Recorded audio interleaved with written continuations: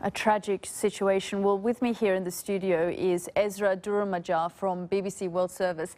Ezra, just tell us what's happening on social media, because it's trending and it's really exploding on Twitter, isn't it? Right. So when the accident happened, it was mainly sentiments of grief that were coming out, and it was a slow news day, and this is why all of the Turkish tweets were at the top of what was being seen on Twitter. That's turned to anger, and now it's really picked up, where you'll see the top tweet was shared, or the top hashtag actually, which is today is black. It's a black day in Turkey, was shared over 600,000 times. And in addition to that, we see some memes being developed as well.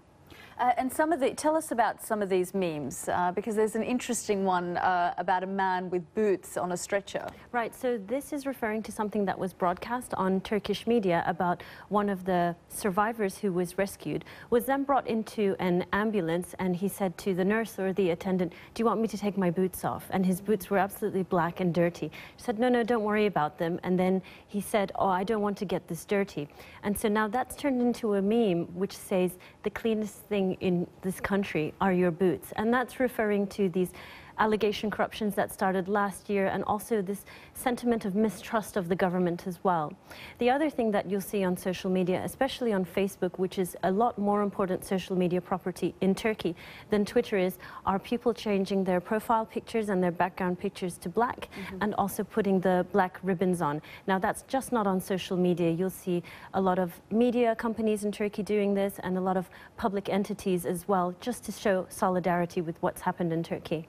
And then tell us about these interesting photographs that have come out of one of the Prime Minister's aides kicking a protester.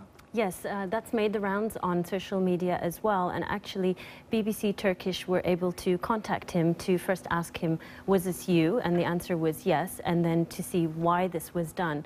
The gentleman involved has said that he would issue a statement about it, but so far nothing has come out as well. But of course this contributes to the general anger and also to the anti-government sentiment that you see going on around the country.